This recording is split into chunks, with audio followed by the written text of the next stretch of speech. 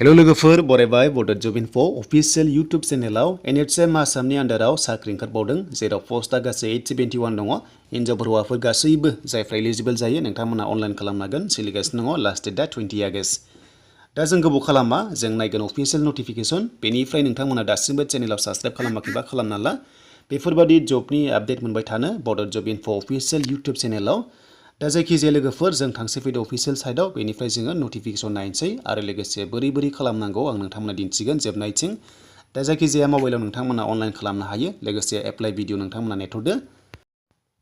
दा बे जाबाय लोगोफोर अफिशियेल नटिफिकेशन बेयाव नायनोब्ला नोंथांमोना फैनांगोन अफिशियेल साइटआव देन जों अफिशियेल साइटआव फैनाय लोगो लिंकआ डिसक्रिप्शनाव दङ बेनिफ्राय रिक्रुटमेन्टआव नोंथांमोनाहाय क्लिक खालामनांगोन दा बेयाव क्लिक खालामनाय लोगो जोंहा बेयाव मोनदों नै बे जाबाय जुलाइनि 30 मोनसे अफिशियेल नटिफिकेशन फैदों बेयाव नोंथांमोनाहाय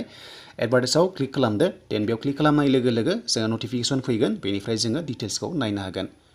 दा बेयाव लडिं जागासिनो दङ स' बेनिफ्राय फैबाय दा बेनिफ्राय जोंहा मा थानांगौ जों बेखौ नायनोसै आरो सोरबादिया बेवहाय खालामनांगोन अनलाइन जों बेखौबो नायगोन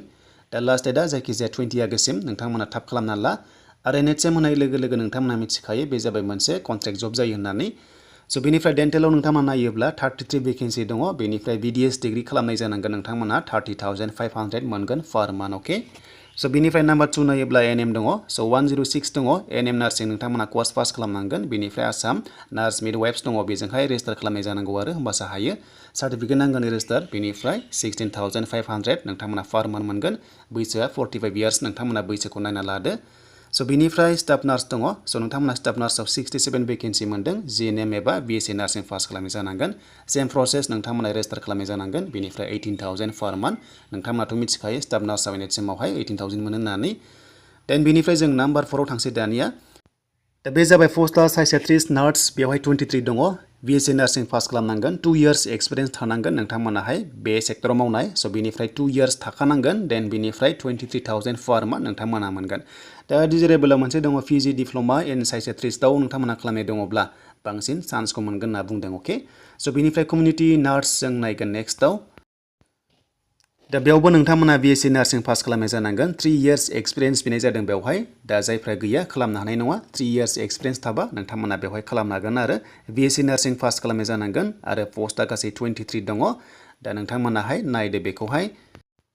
सेलारि 23,000 फार मान्थ नोंथांमोना मोनगोन दा बे जाबाय नोंथांमोननि बेनिफ्राय लेब टेकनिशियान दङ 124 भेकेन्सि नोंथांमोना डिप्ल'मा खालामनांगोन लेब टेकनिशियाननिफ्राय स' बेनिफ्राय नोंथांमोना 16,500 फार मान्थ नोंथांमोननोबो सेलारि होनाय जागोन बैसोआ 45 इयार्ससिम दङ अलमस्ट बेवहाय 45 इयार्ससिम मोनदों 1 एप्रिल 2022खौ लानानै नोंनि बैसोआ 45नि गाहायाव थानांगोन बा बिसिम जानांगोन फार्मासिस्ट 111 दङ भेकेन्सिया बेनिफ्राय डिग्री खालामनांगोन फार्मासि लाइननिफ्राय नोंथांमोनाहाय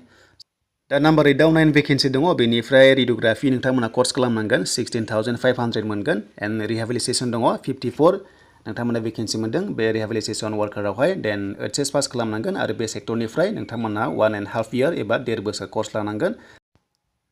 देन बेनिफ्राय नेक्स्टआव जों नायोब्ला भेकेन्सिखौ जों नायनोसै फैदो 10 नाम्बाराव साइक'लजिस्ट 10 दङ भेकेन्सिया पोस्ट ग्रेजुवेट खालामनांगोन इन क्लिनिकेल बा साइक'लजि बा नोंथांमोना साइक'लजिस्टनिफ्राय खालामनाय जानांगोन 20,000 मोनगोन ससियेल वार्कार दङ 10 भेकेन्सि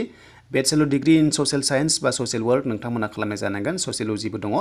18,000 मोनगोन एन्ड काउन्सिलर्सआवहाय 95 भेकेन्सि दङ बेयाव bachelor degree in social science अर डिग्री दङ अके डिग्री होनाय लोगो नोंथांमोना डिग्री पास जाबा हागोन and diploma in counselling education एबा मास कमिउनिकेसन अके 20,000 फार मान्थ नोंथांमोन होनाय जागोन बे काउन्सिलरावहाय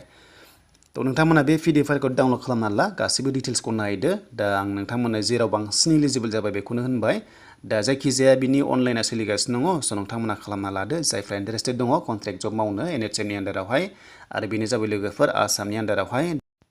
दा 17 नाम्बारावबो मोजां भेकेन्सि दङ clinical instructor 30 vacancy BSc nursing बा post basic BSc nursing pass खालामनांगोन स' नोंथांमोनाहाय एन्ड 23,000 फार मान्थ मोनगोन एक्सपिरियेन्स नाङा बैसोआ 18निफ्राय 45 इयार्स दा बे माखासेखौ PDF फाइलखौ नोंथांमोना डाउनलड खालामना नायदो बेस्ट जागोन मानोना नोंथांमोना फारि नायनानै अनलाइनखौ खालामदो दा गोबां साख्रि फैगासिनो दङ स' बेनिफ्राय DHS एग्जामा सेप्तेम्बर 4आव बेनिफ्राय एग्जाम जागोन आरो लोगोसे SLRC एबा डाइरेक्ट रिक्रुटमेन्टआ 21आव ग्रेड 4 जागोन एन्ड 28आव ग्रेड 3 जागोन ड्राइभार पस्टआ दासिमबो ओंखाराखै आरो जेब्ला ओंखारगोन स' नोंथांमोननो आपडेटखौ लाबोगोन